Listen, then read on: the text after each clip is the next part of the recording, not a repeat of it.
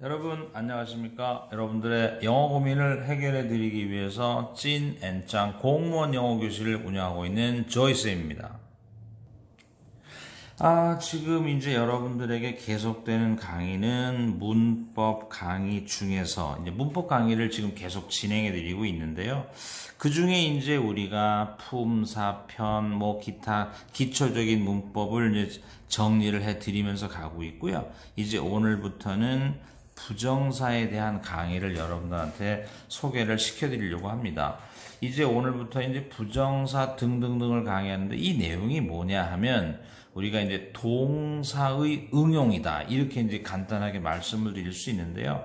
무슨 말이냐 하면 우리가 다시 한번 뭐라고 말씀드렸냐면 영어는 단어다. 단어는 품사다. 품사 중에는 동사라는 것이 있다.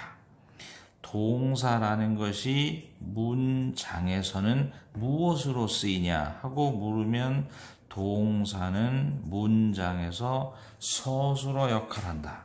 그런데 실제로 또 서술어도 두 개로 나누면 우리가 서술어라는 것은 서술어는 문장 전체의 서술어가 있는 반면에 절의 서술어가 있다.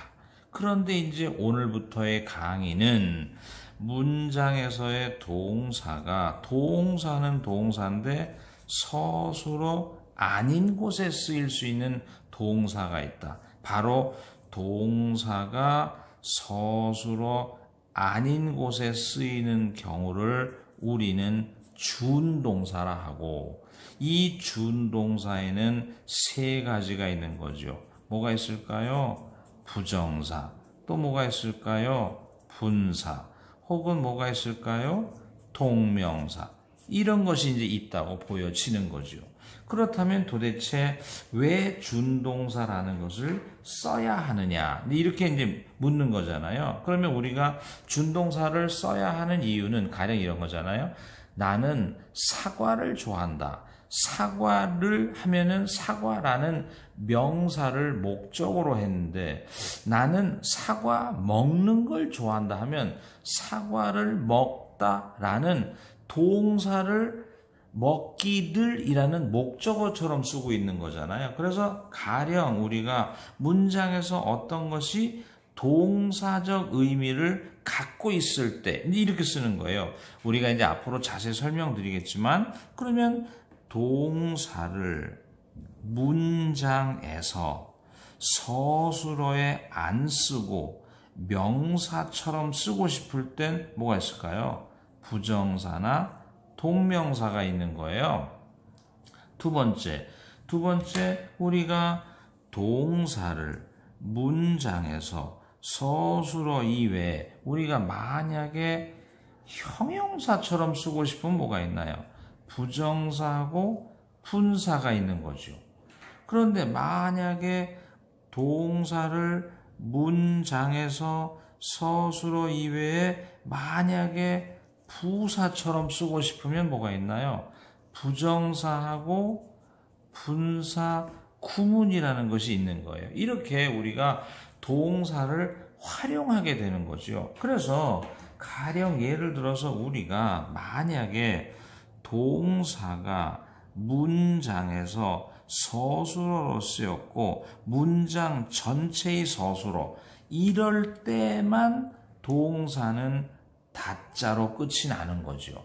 그러나 우리가 그 이외에 그 이외에 모든 동사는 다자로 끝나지 못하고 우리가 뭔가의 변형이 이루어진다. 이렇게 말씀을 드릴 수 있는 거예요. 그래가지고 우리가 가령 동사가 서술어 이외의 준동사로 쓰이면 이런 거잖아요. 준동사로 쓰이면 동사의 의미가 어떻게 돼? 표현의 변화가 일어날 것이다. 즉 다자로 우리가 해석되지 못하고 표현의 변화가 일어나니까 우리가 준동사를 발견해서 그 표현의 변화에 적응하는 일, 이게 굉장히 중요하다고 말씀을 드릴 수 있는 거죠. 자, 이제 오늘 강의를 그래서 오늘 강의를 본격적으로 시작을 하면 우리 영어에서 to가 있다. 그러면 to가 있을 때 이게 부정사를 위한 건지 전치사인지를 표시해보라. 아주 기본적인 내용이잖아요. 그래서 다시 보면 영어에서 우리가 읽어가다가 to를 보는 거죠. 그럼 to를 볼 때마다 저 위에 나와 있듯이 무엇을 위한 to가 있다는 거예요. 부정사를 위한 to가 있다는 거고요. 두 번째, 무엇을 위한 to가 있다는 건가요? 전치사를 위한 to가 있다. 이렇게 말씀을 드릴 수 있는 거잖아요. 그것은 어떻게 알 수 있느냐? to 뒤에 나온 단어, 그죠? 요 단어. to 바로 뒤에 나온 단어가 동사이면 우리가 부정사가 되는 거고요.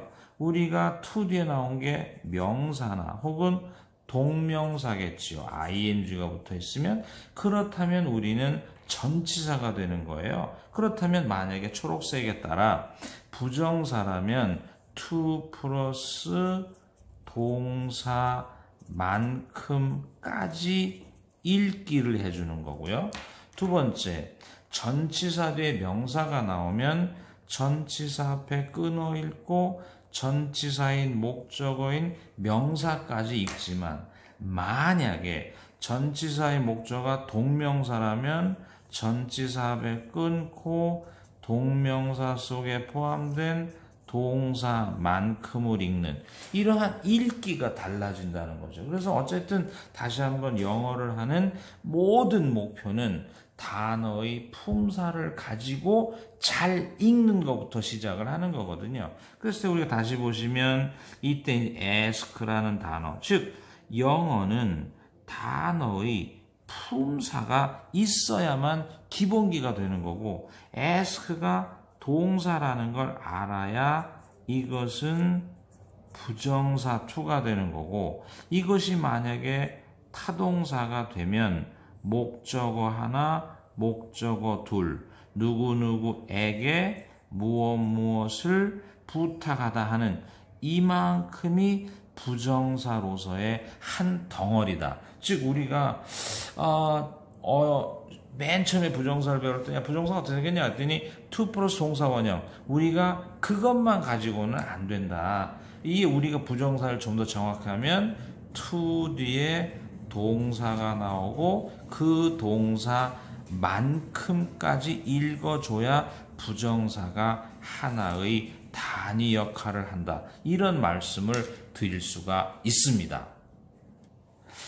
그래서 이제 조금 더 가시면 이거죠. 조금 더 가보시면 다시 조금 전에 뭐라고 말씀드렸냐면 어쨌든 영어는 단어가 돼야 하고 단어는 품사가 돼야만 우리는 무엇을 할 수 있고 읽기 그리고 무엇을 기할 수 있다. 정확성 이런 얘기를 드린 거거든요. 그렇다면 과연 이 단어의 품사는 뭐냐? 이 단어의 품사는 뭐냐? 하고 물었을 때 이것은 동사이기 때문에 이것은 부정사고 뭐 앞에 막으면 전치사는 명사인 뭐까지 읽는 거다? 전치사의 목적. 그래서 우리는 to 뒤에 동사가 나오면 부정사 to다. 이렇게 말씀을 드릴 수 있는 거고요. 그렇다면 이제 우리가 생각해 봅시다. 또다시 이 study가 뭐라고 생각이 된다? 동사. 그럼 이건 뭐라고 생각이 된다? 부정사. 이렇게 말씀을 드릴 수 있는 거고요. 그렇다면 우리가 이 문장을 조금 분석해 본다면 이런 거죠. 가령 우리가 동사가 나왔다. 자동사와 타동사를 가렸더니 타동사란다. 그러면 타동사는 목적어를 갖는다. 목적어 자리엔 당연히 명사가 뜬다. 그러면 타동사는 목적어인 명사까지 읽는다. 이렇게 되는 거잖아요. 그런데 지금 플랜이 동사다. 우리는 플랜은 타동사라고 하자. 그러면 타동사는 뭘 가질까? 목적어다. 그럼 만약에 목적어 자리에 부정사가 뜨면 목적어는 얼만큼일까요? to 플러스 동사. 그리고 동사에 해당하는 만큼, 이만큼이 목적어가 될 수 있는 거잖아요. 따라서 부정사가 등장하면, 즉 부정사가 등장하면 우리가 단어가 등장했을 때보다 부정사가 등장하면 이러한 현상들 때문에 문장이 길어질 수 있다는 거죠. 그런데 다행스러운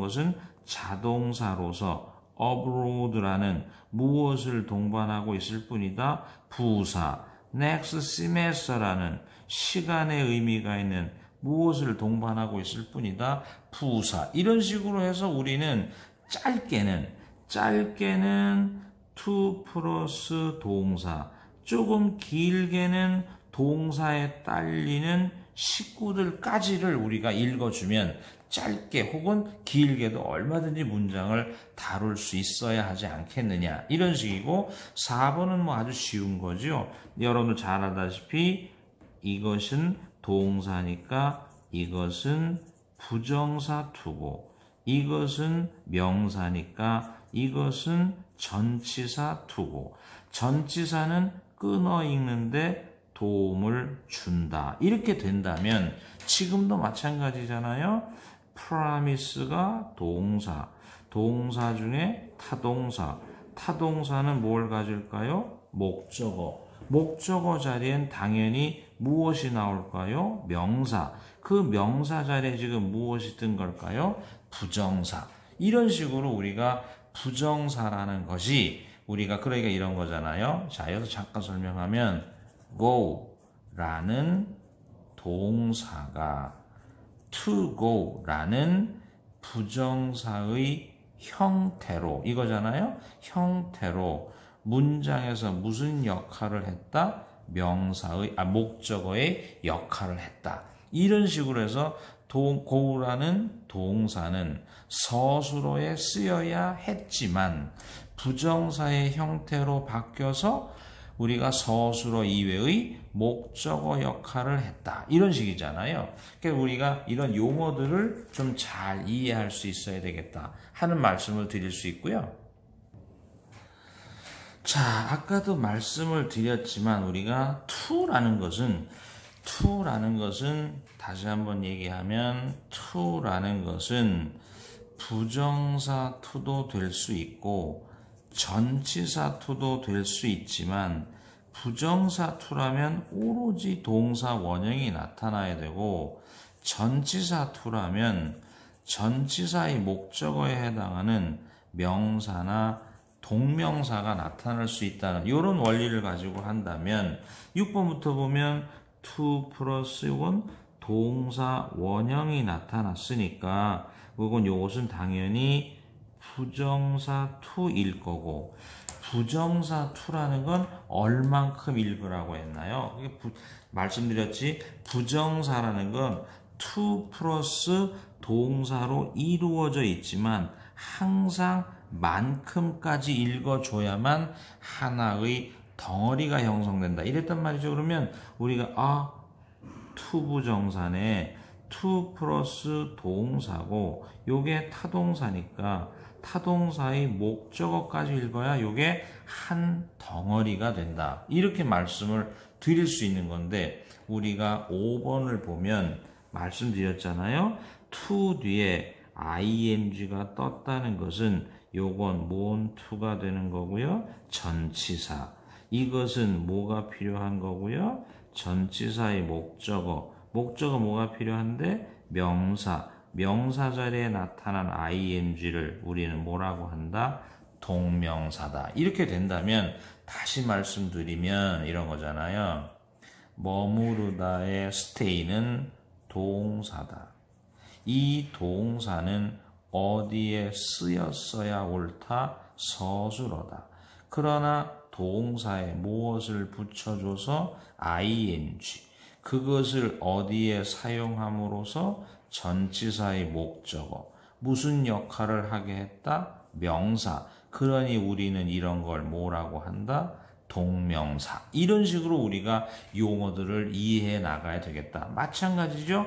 look forward to에서의 to도 전치사기 때문에 그 목적어 자리에 명사 자리에 ing가 떴으니까 우린 이를 동명사라고 한다. 이렇게 말씀을 드릴 수 있는 건데, 다시 이제 오늘 강의를 최종적으로 한번 간단하게 결론을 내리면 이런 겁니다. 왜 준동사를 쓰느냐 하고 물으면, 준동사를 쓰는 이유는 서술어 이외의 자리에 동사적 성격을 가진 표현을 해보고 싶어서 그렇다. 이렇게 말할 수 있고요. 그렇다면 동사를 어디에 쓸 수 있느냐? 동사를 명사처럼, 형용사처럼, 부사처럼 쓸 수 있다. 이렇게 우리가 용어를 정의 내릴 수 있습니다. 다음 시간에 다시 부정사의 정의와 그 용법을 조금 더 자세히 설명해 드리려고 합니다. 오늘은 여기까지 하겠습니다.